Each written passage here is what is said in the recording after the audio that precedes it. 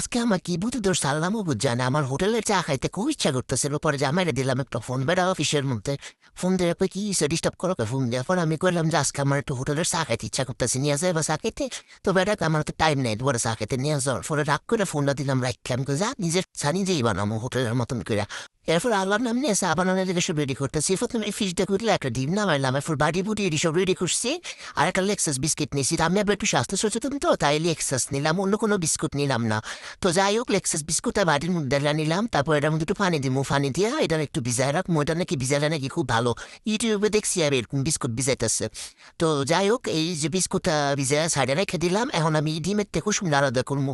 এখন এই ডিমটা যে নমু ডিমের থেকে তারপর কুসুমটা যে আলাদা করবো, আমার তো দেখতে কেমন লাগতেছে। আমি কুসুম মুসুম এটি আর দিই না, বেশি খাইতে মজা লাগে কিন্তু আপনার দিতে জানি কেমন লাগে। তো যাই হোক ও মাকে ডিমের মধ্যে হাত দিয়ে এটা ঠান্ডা লাগছে, ফ্রিজটা মাত্র ডিমটা বের করছি।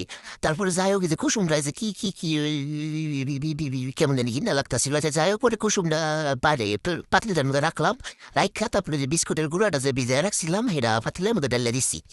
দিয়া এরপরে কিটা করলাম জানি, আচ্ছা এরপরে এটার মধ্যে কি দিমু, আচ্ছা এটার মধ্যে দিমু পানি। আপনি যতটুকু চা খাইবেন ততটুকু পানি দিবেন, তা আমিও দিয়ে দিলাম একটু পানি, একটু বেশি করে দিলাম পানি যদি আর কেউ খাইতে চায়। আচ্ছা যাই হোক তারপর পানি টানি দিয়া তারপর এটার মধ্যে দিমু চিনি। ও আমি আবার একটু বেশি স্বাস্থ্য সচেতন তো তাই চিনি বেশি খাই না, তাই অল্প একটু চিনি দিলাম। আবার হোটেলে সার মধ্যে তো আবার অল্প করে একটু চিনি দেয়।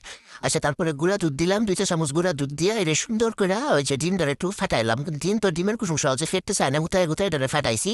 ফেটতে ফেটতে ফেটতে আমি বুঝতেছি না এটা চা বানাবো না পুডিং বানাবো বুঝতেছি না। আচ্ছা যাই হোক পরে পাতিলটা করলাম কি চুলার মধ্যে দিয়ে দিলাম, দিয়া তারপরে ইয়েটা দিয়ে দিলাম, আগুনটা দিয়ে দিলাম। ওই যে সার পানি বলক উঠতেছে, কি যে সুন্দর লাগতেছে আর কি যে সুন্দর গান বাড়িছে।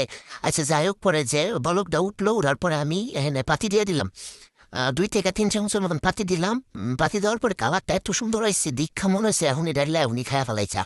হোমা গোমা কি সুন্দর চার কালার রয়েছে, মানে এটা দীক্ষা আমার এত ভালো লাগছে। জামাই রাজ কি ইচ্ছা মতন কথা শুনলাম, দেখো তুমি আমার নিয়ে খাইতে নিয়ে যাও না, এই যে দেখো আমি বাসায় বানাই খাইতে পারি যা।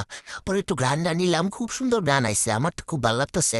ওমা কতক্ষণ পরে দিই চা এমন দই হয়ে গেছে, গান কইটা আবার কিতা চা আবার দই হয়ে গেল গিরলিকা। ডরের মধ্যে আমি কি করবো আমি বুঝতেছিলাম না। পরে একটা ছাকনি নিলাম, দিয়ে যে সাইডটা দেখি যে চার মধ্যে পাওয়া যায়নি একটু চা। ওমা এর এমন দইয়ের মতো নিয়ে গেছে গিলিকা, বিস্কুটের গুঁড়াটা মনে হয় যে সাইকা দিলে ভালো ছিল, একটা ভুল করছি আমি। আচ্ছা যাই হোক আমার মতন এরকম ভুল কিন্তু আপনারা কেউ করবেন না।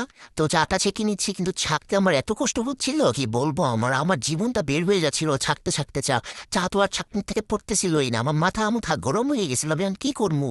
এই যে দেখেন আবার ছাকনির বাইরে উপচে উপচে পড়তেছিল, মানে মেজাজটা যেমন খারাপ ছিল আমার।